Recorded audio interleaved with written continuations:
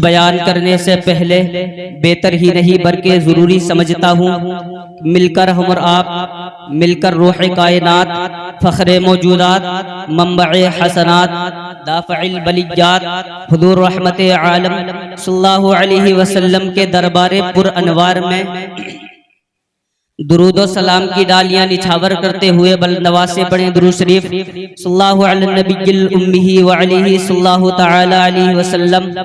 हज़रात, आज मैं अपने मुक़द्दर पे जितना भी नाज़ करूँ वो कम है, क्योंकि आज मुझ जैसे तालिब इल्म को उस बारगाह में इखराज अक़ीदत पेश करने का मौका मिल रहा है जिस बारगाह में इल्म व फ़न के ताजदार भी लबकोशाई करते हुए घबराते हैं। मगर हज़रात, ये सब हमारे मुशफ़िक़ उस्ताज़-ए किराम की नवाजिश और दुआओं का नतीजा है कि मैं आप हज़रात की खिदमत में कुछ बोलने की जुर्अत कर रहा हूँ। अगर मुझसे कोई गलती हो जाए तो माफ़ फरमा कर मेरी कामयाबी की दुआ करें, क्योंकि हज़रात अभी मैं तिफ़ले मकतब हूँ, न आलिम हूँ न मौलाना, तमन्ना दिल में गूंज उठी सुना दूँ हक़ का परवाना। अभी मैं तिफ़ले मकतब हूँ, न आलिम हूँ न मौलाना, तमन्ना दिल में गूंज उठी सुना दूँ हक़ का परवाना। हज़रात, मैंने जिस आयती करीमा की तिलावत का शर्फ हासिल किया उसमें अल्लाह तबारक व तआला इरशाद फरमाता है अक़ीमुस्सलाता व आतुज़ ज़काता वरकऊ मअर राकिईन। नमाज कायम करो, ज़कात दो और रुकू करने वालों के साथ रुकू करो, यानी जमाअत से नमाज अदा करो। बरादरानी मिल्लत इस्लामिया, नमाज वो अफजल तरीन इबादत है जिससे अल्लाह तबारक व तआला का कुर्ब हासिल होता है। नमाज मोमिन की पहचान है, नमाज मोमिन की अलामत है, नमाज मोमिन के लिए मेराज है।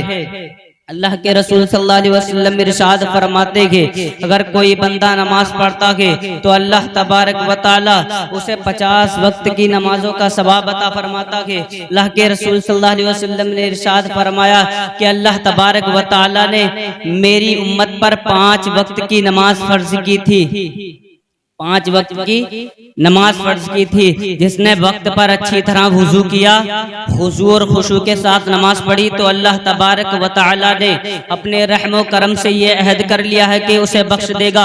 दूसरी जगह अल्लाह के रसूल सल्लल्लाहु अलैहि वसल्लम इरशाद फरमाते हैं कि दूसरी जगह अल्लाह के रसूल सल्लल्लाहु अलैहि वसल्लम इरशाद फरमाते हैं कि नमाज मेरी आंखों की ठंडक। एक जगह सरकार दो आलम सल्लल्लाहु अलैहि वसल्लम इरशाद फरमाते हैं नमाज जन्नत की कुंजी। अल्लाह के रसूल सल्लल्लाहु अलैहि वसल्लम मज़कूरा हदीस शरीफ में इरशाद फरमाते हैं कि नमाज मेरी आंखों की ठंडक। मतलब क्या है, जो नमाज इश्क़ रसूल में पढ़ी जाएगी वो नमाज जन्नत की कुंजी।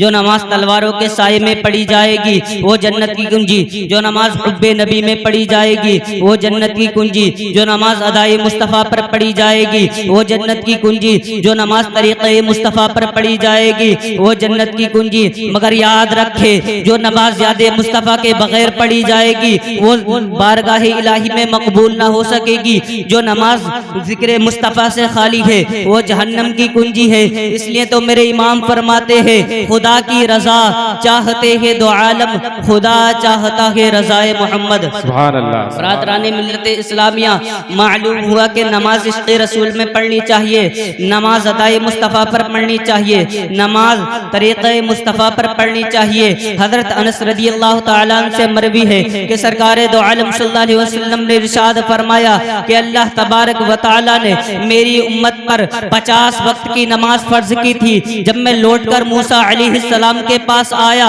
तो मूसा अलैहिस्सलाम ने मुझसे दरियाफ्त किया कि अल्लाह तबारक व तआला ने आपकी उम्मत पर क्या फर्ज किया है। तो आप सल्लल्लाहु अलैहि वसल्लम ने इरशाद फरमाया कि अल्लाह तबारक व तआला ने मेरी उम्मत पर 50 वक्त की नमाज फर्ज की है।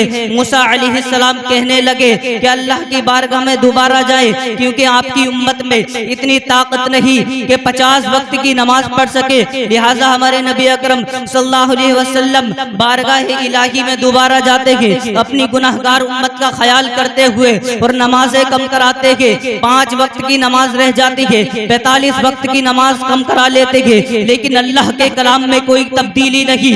यानी जो बंदा खुशू और खुशू के साथ इश्क़ मुस्तफ़ा को अपने सीने में बसाकर इन 5 वक्त की नमाजों को पढ़ेगा तो अल्लाह तबारक व तआला उसे 50 वक्त की नमाजों का सवाब अता फरमाएगा। सुभान अल्लाह, माशाअल्लाह। अल्लाह तबारक व तआला उसे 50 वक्त की नमाजों का सवाब अता फरमाएगा। नुज़हिलतुल मजालिस में लिखा है, अल्लाह के रसूल सल्लल्लाहु अलैहि वसल्लम इरशाद फरमाते हैं, जो बंदा मेरी तरह वुजू करे और जोहर की नमाज पढ़े तो अल्लाह तबारक व तआला उसके गुनाह माफ फरमा देता है।